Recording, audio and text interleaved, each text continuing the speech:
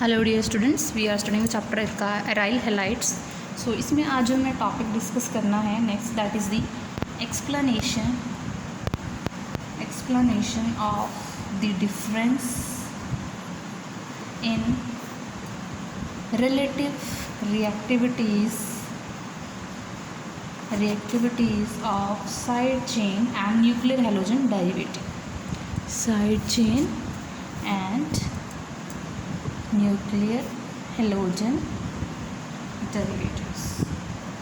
सो जो side chain derivatives होते हैं वो न्यूक्लियोफिलिक सब्स्टिट्यूशन रिएक्शन शो करते हैं, लेकिन जो न्यूक्लियर हेलोजन डेरिवेटिव होते हैं उनकी जो रिएक्टिविटी होती है वो क्या होती है, लेस होती है। तो उसी की एक्सप्लेनेशन हमें करनी है। तो सबसे पहला जो इसमें रीज़न आता है that is the nature of carbon halogen bond, and जो सेकेंड रीज़न इसमें डिस्कस करते हैं दैट इज़ द हाइब्रिडाइजेशन।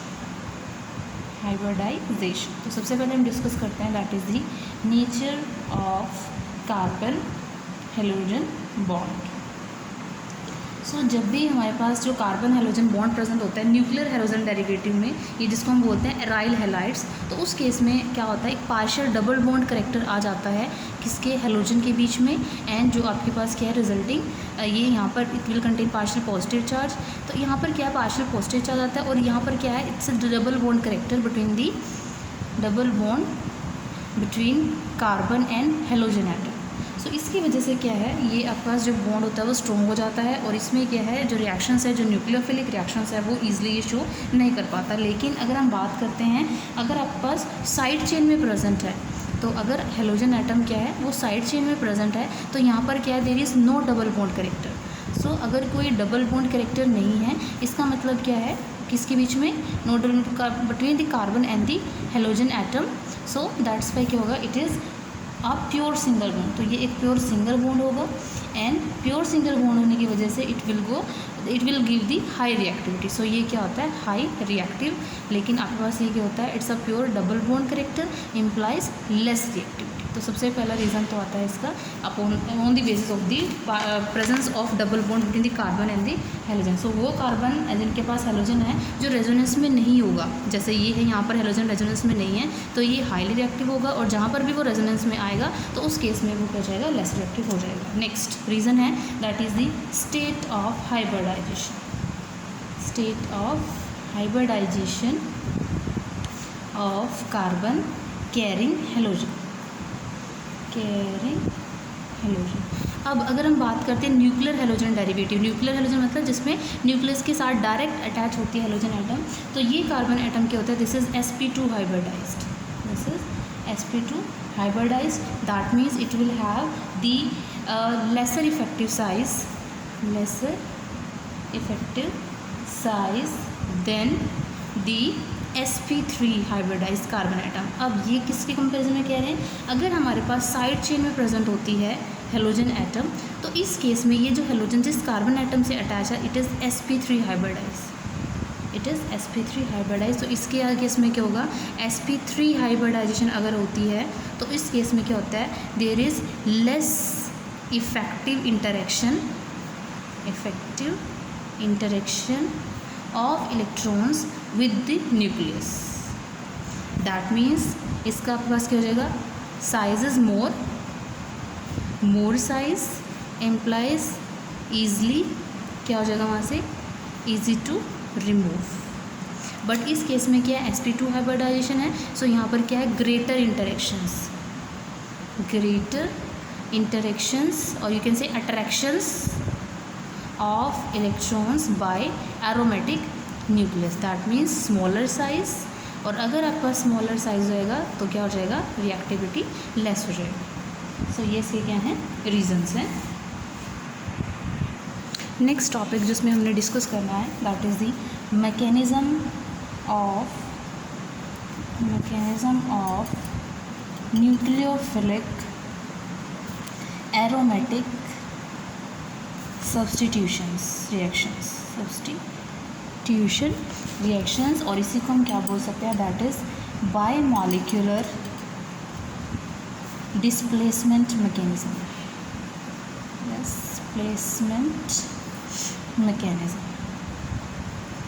सो हमारे पास दो टाइप के क्या होते हैं, ये जनरली मैकेनिज़्म होते हैं। सो उनको हम डिस्कस करते हैं। सो सबसे पहला जो हमारे पास होता है that is the addition elimination mechanism.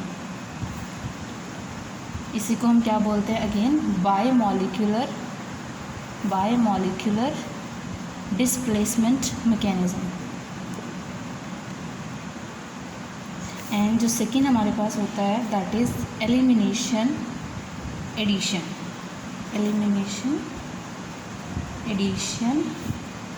Mechanism, और इसी को हम एक और नाम से जानते हैं that is benzyne mechanism. So हम यहाँ पर डिस्कस कर रहे हैं सबसे पहले that is the first addition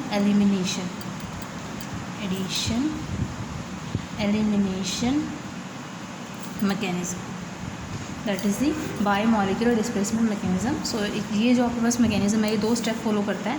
जो सबसे पहला स्टेप इसके अंदर आता है that is the formation of carbon ion, and जो सेकेंड स्टेप होता है that is the elimination of the halide ion. तो सबसे पहले हम बात करेंगे फर्स्ट स्टेप की। So it's a 2 step process. तो step 1 which is the formation of carbon ion. तो इसमें आपके पास क्या होता है, जो भी हमारे पास एरोमेटिक क्या होता है हैलाइड कंपाउंड होता है, जैसे हमारे पास कोई भी एराइल हैलाइड है। सो इस पर क्या होता है, न्यूक्लियोफाइल फर्स्टली अटैक करता है उस कार्बन सेंटर पे जिस पे क्या है प्रेजेंट होती है ये आपके पास हेलोजन एटम। इसको हम इस टाइप से भी रिप्रेजेंट कर सकते हैं, सिंप्लिसिटी के लिए मैं दिखा रही हूँ। तो यही जो आपके पास न्यूक्लियोफाइल है, like this nucleophile will attack on this carbon center and this bond will move here. So it's a slow step. So it is and it's a addition reaction. So it is a slow step. So we get 3 contributing structures like, so we have here is a negative charge, यहाँ पर आपके पास XN nucleophile add हुआ है। Next क्या होगा, it will move to form further resonance hybrid structure, जहाँ पर negative charge para position पे आ रहा है। यहाँ पर है XN न्यूक्लियोफाइल। नेक्स्ट में भी क्या होगा, अगेन हमारे पास ये मूव करेगा to the next ortho position. First ortho position ये थी। सो यहाँ पर आपके पास है X न्यूक्लियोफाइल, यहाँ पर आएगा double bond negative charge and bond. तो ये आपके पास क्या इस टाइप से रेजोनेटिंग स्ट्रक्चर यहाँ पर बनता है। इनको हम फर्दर दिखा सकते हैं कि ये रेजोनेंस हाइब्रिड है एक फर्दर स्ट्रक्चर का, जहाँ पर जो नेगेटिव चार्ज है वो यहाँ ऑर्थो पैरा पोजीशन पे क्या रखा है, डीलोकलाइज्ड हो रखा है। नेक्स्ट आपके पास जो बी स्टेप आता है दैट इज़ स्टेप 2। सो उसमें आपके पास आता है that is the elimination of halide ion. So next step में क्या होगा, ये जो हैलाइड आयन प्रेजेंट है इस कॉम्प्लेक्स में, इसको हम बोलते हैं मिश्र-हैमर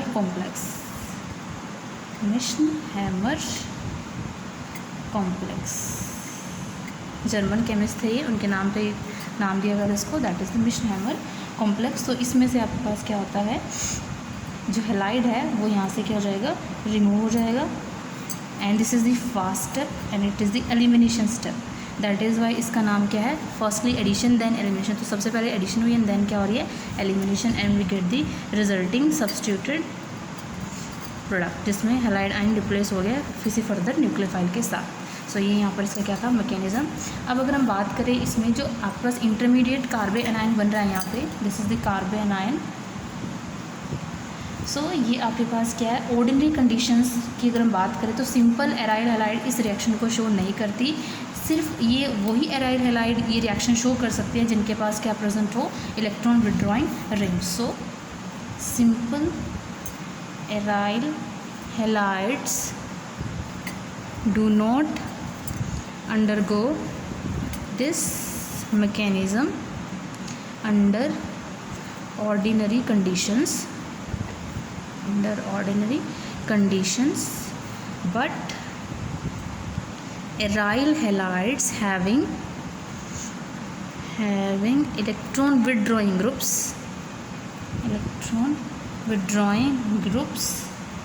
give this reaction as they stabilize, क्योंकि वहाँ पर जो कार्बन आयन बनेगा वो स्टेबलाइज कार्बन आयन बनेगा, they stabilize the intermediate carbon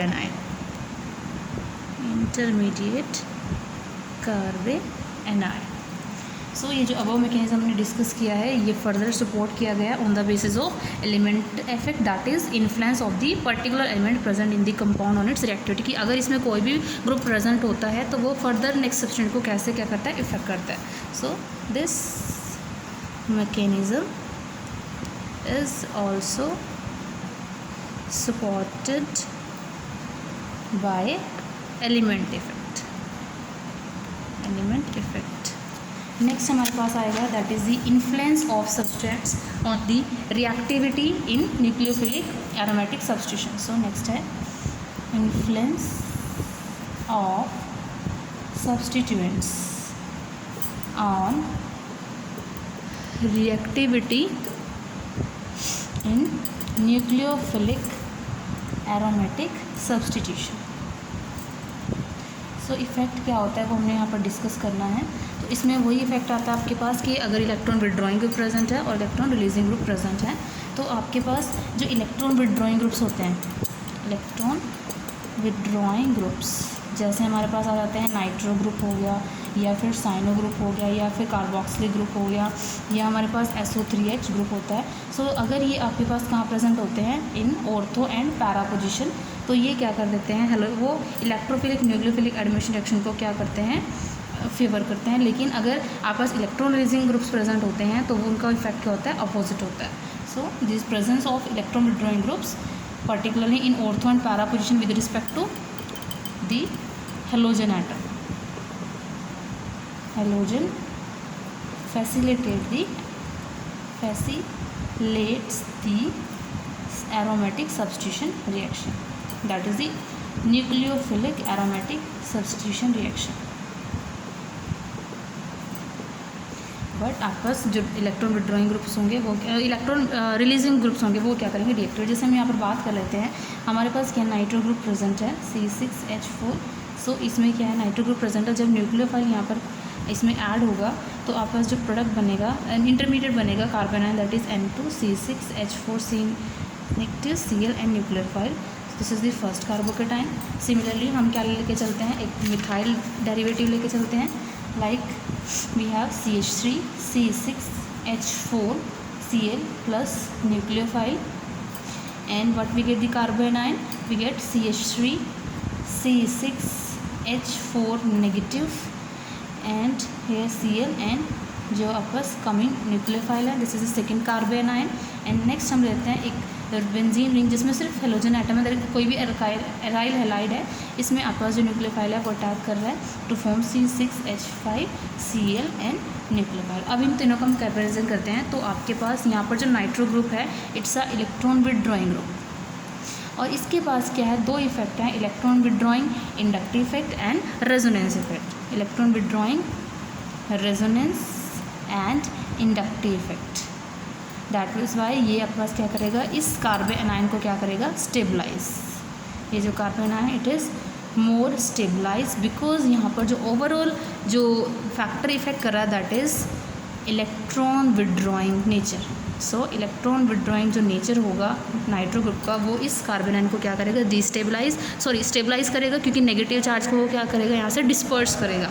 अब इसकी बात करते हैं तो मिथाइल का क्या है, यहाँ पर इलेक्ट्रॉन रिलीजिंग ग्रुप है, नेचर है, तो इलेक्ट्रॉन रिलीजिंग नेचर होने की वजह से यहाँ पर जो कार्बन आयन बनेगा इट इज़ लेस स्टेबल, क्योंकि ये यहाँ पर नेगेटिव चार्ज को क्या कर रहा है और इंटेंसीफाई कर रहा है, तो यहाँ पर एक लेस स्टेबल क्या बनेगा, कार्बन एनायन बनेगा, दैट्स वाई ये रिएक्शन क्या होगी, लीस्ट फिजिबल होगी। अब अगर हम बात करते हैं नॉर्मल की, तो इस केस में क्या है आपके पास एज सच कोई भी फर्क इसमें नहीं पड़ेगा। कंपेरिजन मेनली था जब इलेक्ट्रॉन विड्रॉइंग सब्सटेंस प्रेजेंट है और इलेक्ट्रॉन रिलीजिंग यहाँ पर सब्सटेंस प्रेजेंट है, तो उसमें किस टाइप से यहाँ पर इफेक्ट होता है। सो पैराक्लोरोटोल्वीन है, ये दिस इज पैराक्लोरोटोल्वीन, इसमें सब्स्टिट्यूशन जो होगी that is done under higher drastic condition. So यहाँ पर बहुत ज़्यादा ड्रास्टिक कंडीशंस अप्लाई करनी पड़ेगी तब जाके ये रिएक्शन पॉसिबल हो पाती है। नेक्स्ट आता है influence of substituents on orientation in nucleophilic aromatic substitution.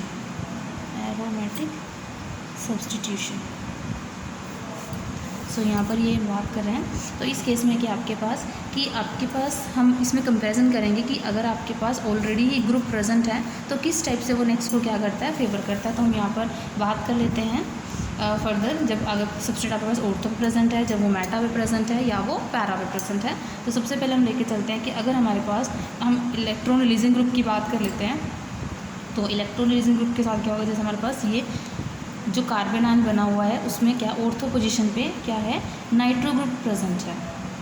So यहाँ पर जो आपके पास बनेगा नेगेटिव चार्ज, जैसे हम यहाँ पर बता सकते हैं कि हम इसकी बात करें तो यहाँ पर नेगेटिव चार्ज आएगा। कार्बन आयन से हम स्टार्ट कर रहे हैं। अब इस केस में क्या है, further it is resonance stabilize in this way. So we get double bond negative charge NO और यहाँ पर आपके पास है Cl और न्यूक्लियोफाइल। नेक्स्ट में फर्दर ये रेजोनेंस स्टेबलाइज होगा, नेगेटिव चार्ज इस कार्बन एटम पे होगा जिस पे नाइट्रो ग्रुप अटैच है।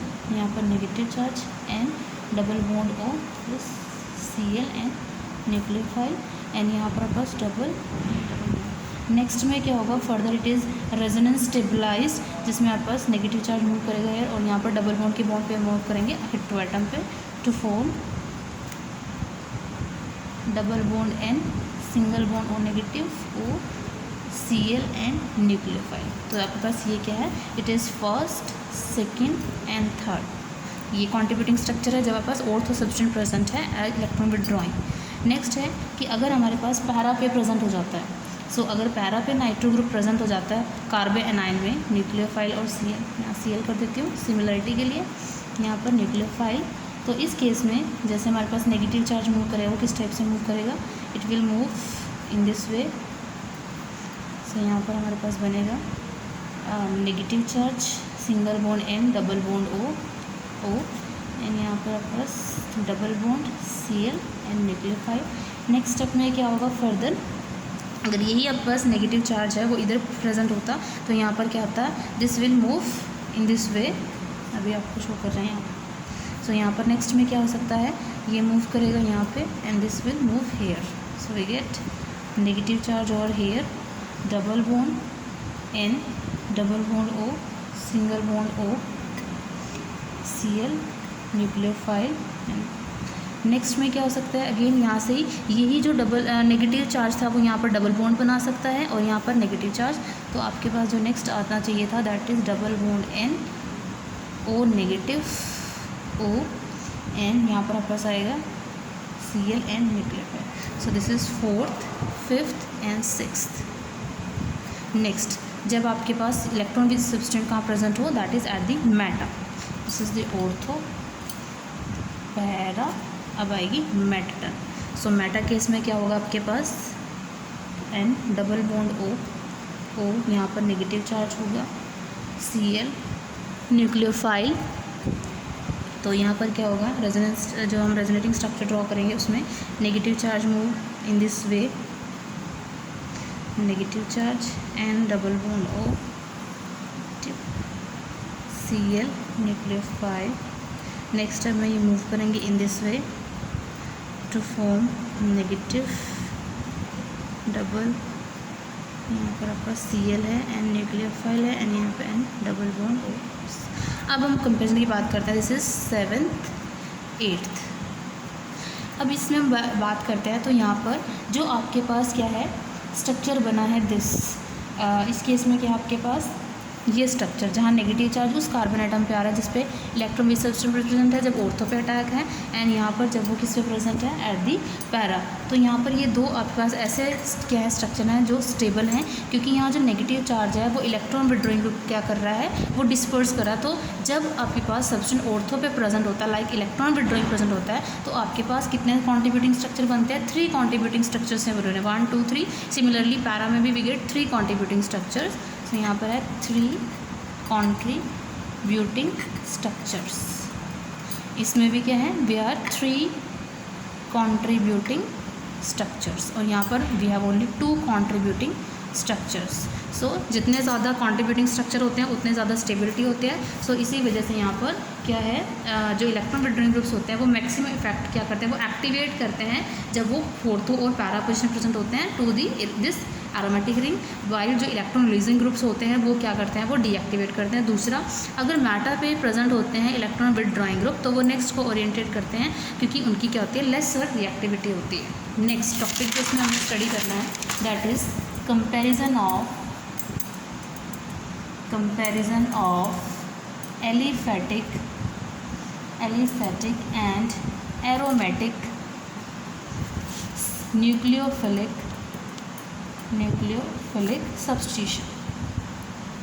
सब्स्टिट्यूशन। तो हमने पढ़ा है इससे पहले वीडियोस में, हमने इसमें मेथड जो डिस्कस किए थे that we have SN1 mechanism, SN2 mechanism, और अभी हमने जो करंट पढ़ा that is bimolecular nucleophilic aromatic substitution. So अगर हम बात करते हैं SN1 मैकेनिज्म की तो उसके अंदर मैकेनिज्म क्या होता है, SN1 मैकेनिज्म में जो रेट डिटरमाइनिंग स्टेप होता है that is followed further by the attachment of the nucleophile to the carbocations. उसमें क्या होता है, RH release of the halide to form a carbocation and then the nucleophile will attack on the carbocation to form the resulting product. While in SN2 mechanism में क्या होता है, आपके पास जो एल्काइल हैलाइड होता है, ये सारे एलिफेटिक ही हैं, इसमें जो न्यूक्लियोफाइल है वो क्या करता है, अटैक करता है कार्बन सेंटर पे और एक ट्रांजिशन स्टेट बनती है जिसमें आपके पास जो कार्बन है उसकी जो स्टेट है वो चेंज हो जाती है, मतलब जो कार्बन है उसकी 5 वैलेंसी हो जाती है। So this is the transition. यहाँ पर क्या है, this is a partial bond formation nucleophile के साथ and partial bond breakage, this is the transition state. So next step में क्या है, दिस इज़ अनस्टेबल एंड ये कन्वर्ट किस में जाती है, nucleophile plus X negative. While अगर हम बात करते हैं बायोमोलिकुलर में, इन बायोमोलिकुलर एरोमेटिक सब्स्टिट्यूशन, तो ये तो आपके पास बात थी जब हमारे पास क्या थे, एलिफेटिक एल्काइल हैलाइड्स थे, और ये हम बात कर रहे हैं किसकी, एरोमेटिक की, जिसमें हमने अभी बात की। सो इन बायोमोलिकुलर एरोमेटिक सब्स्टिट्यूशन जो रेट डिटरमाइनिंग स्टेप होता है that involve the formation of a carbon anion, जो फर्दर क्या है न्यूक्लियोफाइल से क्या जाता है अटैच। तो यहाँ पर क्या होता है, एराइल हैलाइड, उसमें न्यूक्लियोफाइल क्या करता है, अटैक करता है। तो यहाँ पर सबसे पहले एक कार्बन आयन बनता है X and then nucleophile and then lastly there is a release of this halide ion and we get this type of product। तो यहाँ पर क्या इस टाइप से इसमें क्या होती है, कार्बन एनायन की फॉर्मेशन होती है, this is the carbon anion. तो SN1 में बन रहा है कार्बोकेटायन, यहाँ पर बन रही है ट्रांजिशन स्टेट, और नेक्स्ट में आपके पास क्या बन रहा है, that is the carbon anion. तो अगर हम इनको एनर्जी प्रोफाइल डायग्राम से दिखाना चाहें तो उसमें हम इनको कैसे शो कर सकते हैं, तो ये आपके पास है SN2 के लिए energy profile diagram. So here is the progress of reaction, यहाँ पर आता है एनर्जी, तो उसमें आपके पास क्या होगा, जो न्यूक्लियोफाइल है वो एक ट्रांजिशन स्टेट के थ्रू कन्वर्ट किस में हो जाएगा, that is into the product. So we have here nucleophile plus RH, यहाँ पर आपके पास ट्रांजिशन स्टेट आएगी nucleophile RH, this is the transition state and this is the activation energy, and then these are converted into the product plus X negative। Next अगर हम बनाते हैं aromatic का, that is nucleophilic aromatic substitution, तो उसके case में जो आपके पास ग्राफ आएगा वो आपके पास कुछ इस टाइप से होगा। सबसे पहले एक ट्रांजिशन स्टेट, देन सेकेंड का ट्रांजिशन स्टेट एंड देन वो कन्वर्ट होता है किसमें, प्रोडक्ट में। सो यहाँ पर न्यूक्लियोफाइल प्लस ARX, यहाँ पर आएगा ARX nucleophile, then there is a formation of carbon anion X nucleophile and then there is a removal of the halide and attachment of this nucleophile, so this is the carbanion intermediate। तो यहाँ पर आपके पास बन रहा है carbanion intermediate।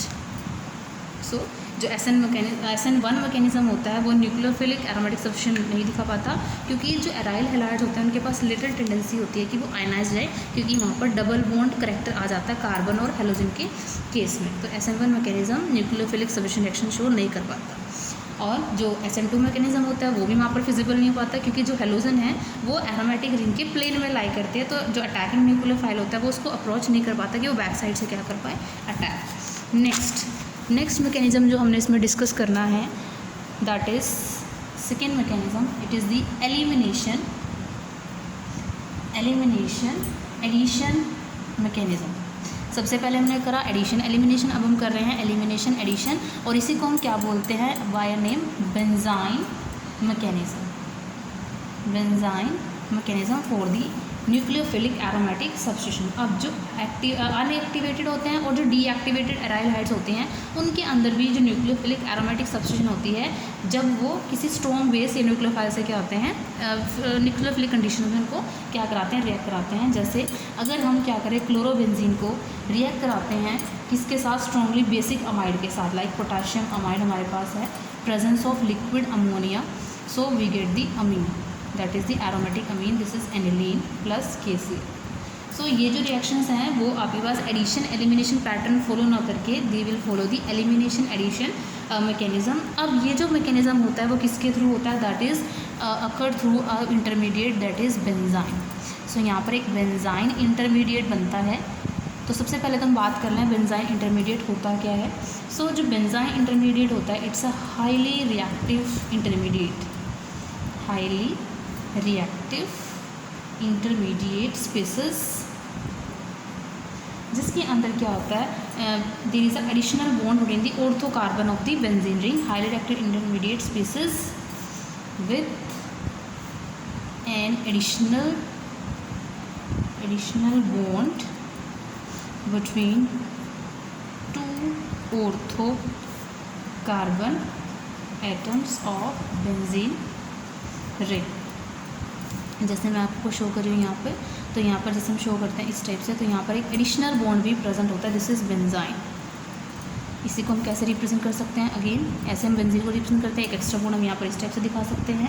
और further अगर मैं इसको दिखाऊँ तो यहाँ पर ये क्या होता है, यहाँ पर जो आपस ऑर्थो कार्बन एटम्स होती हैं उनकी में क्या होता है, साइडवेज ओवरलैपिंग से क्या है, ये यहाँ पर इस टाइप से क्या करता है, नेक्स्ट एडिशनल बॉन्ड बनता है।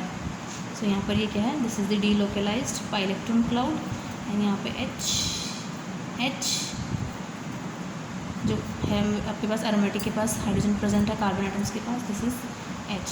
तो यहाँ पर क्या है, जो एक्स्ट्रा बॉन्ड है that is form by the sideways overlapping of the sp2 orbitals. यहाँ पर भी क्या है, sp2 ऑर्बिटल्स हैं दो कार्बन एटम के जो लाई करते हैं साइड बाय साइड, एंड एक लिटिल इंटरेक्शंस होती है इस इलेक्ट्रॉन क्लाउड की विद दी, जो आपके पास क्या है, यहाँ पर इस बेंजीन रिंग का क्या है, इलेक्ट्रॉन क्लाउड प्रेजेंट होता है above and below the plane. दूसरा यहाँ पर साइडवेज जो ओवरलैपिंग होती है वो ही इसकी हाईली रिएक्टिविटी के लिए क्या होते हैं, रिस्पॉन्सिबल होती है, क्योंकि this bond is a weak bond, this is a weak bond. तो ये बॉन्ड वीक होता है, दैट्स वाई ये क्या होगा, हाईली रिएक्टिव होगा। अब हम बात करेंगे कि आपके पास जो मैकेनिज्म ये बेंजाइन मैकेनिज्म होता है उसको हम कैसे डिस्कस करते हैं। सो क्लोरोबेंजीन और अमाइड केस में हमने अभी डिस्कस किया। अब हम इसमें बात करते हैं what is the elimination stage, क्योंकि सबसे पहले यहाँ पर आती है एलिमिनेशन एंड देन आती है एडिशन। तो एलिमिनेशन स्टेज क्या है, अब जो आपके पास एलिमिनेशन स्टेज है ये दो स्टेप में होती है, जिसमें जो फर्स्ट स्टेप है उसमें जो अमाइड आयन है वो एक रिमूव करता है hydrogen from the ortho position, कोई से भी वो ऑर्थो पोजिशन से रिमूव कर सकता है, और दूसरा जो रिजल्टिंग कार्बन आयन बनेगा वो क्या करेगा, लूज़ करेगा एलाइड आयन को ताकि बेंजाइन बने। तो एलिमिनेशन जो आपका स्टेज होगी उसमें क्या होगा, इसको मैं शो करती हूँ इस टाइप से, दिस इज़ सो जो आपके पास अमाइड की क्या है H2 ग्रुप है वो यहाँ से इसको एब्स्ट्रैक्ट करेगी और आपके पास क्या बनेगा, यहाँ पर एक carbon anion. So we get यहाँ पर आएगा नेगेटिव एंड यहाँ पर Cl plus NH। So this is the elimination stage 1। Next step में क्या होगा, यही आपके पास जो कार्बन एनाइन बना है ये क्या करेगा, बेंजाइन बनाएगा, किस वे में। सो यहाँ पर this will move here and so there is a loss of Cl negative and we get the benzyne, so this is benzyne।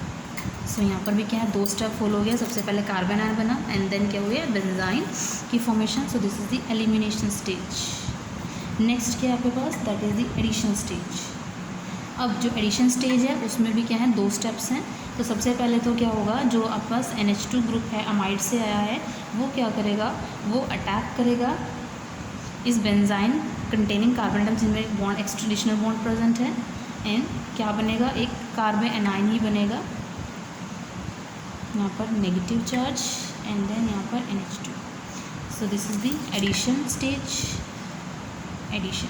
Next step में क्या होगा, अब आपके पास क्या होगा, यही जो कार्बन एनाइन बना है ये क्या करेगा, ये एब्स्ट्रैक्ट करेगा एक प्रोटॉन फ्रॉम दी अमोनिया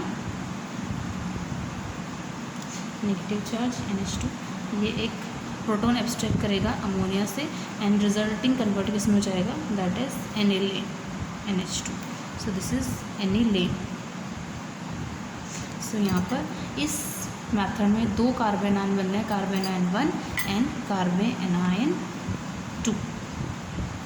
सो अब जैसे ही बेंजाइन यहाँ पर बनता है वो इमीडिएट किस में कन्वर्ट हो जाता है, प्रोडक्ट्स में, डिपेंडिंग क्या पास क्या है नेक्स्ट न्यूक्लियोफाइल क्या प्रेजेंट है. अब इसमें हम बात करते हैं कि इस मैकेनिज्म के एविडेंसेस क्या हैं, क्योंकि कोई भी जब मैकेनिज्म आता है उसके हमें एविडेंसेस भी साथ के साथ पता होने चाहिए. So evidences in support of this mechanism, in support of this mechanism.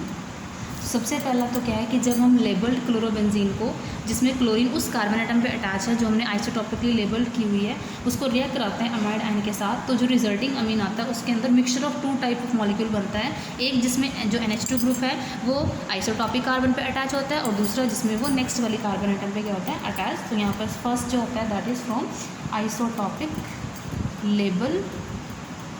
Labelling. इससे आपके पास जो होता है उसमें क्या है कि हमारे पास जो हेलोजन एटम कंटेनिंग कार्बन है उसको हम लेबल कर देते हैं एंड देन हम इसमें क्या करेंगे, ये रिएक्शन स्टडी करते हैं. तो सबसे पहले तो क्या बनेगा, बेंजाइन बनेगा. अब यहाँ पर हमारे पास मिक्सचर ऑफ 2 प्रोडक्ट्स बनेंगे, जिसमें आपके पास या तो NH2 ग्रुप कहाँ अटैच हो सकता है, यहाँ पे इसी कार्बन एटम पे, एंड या आपके पास जो सेकेंड मॉलिक्यूल यहाँ पर बनता है उसमें आपके पास यहाँ पे क्या होता है, NH2 ग्रुप प्रेजेंट होता है और ये आपके पास लेबल्ड है. तो यहाँ पर क्योंकि जो बेंजाइन एक बार बन जाता है उसमें NH2 ग्रुप के पास टेंडेंसी है कि वो किसी भी कार्बन एटम पे क्या हो सकता है, अटैच हो सकता है.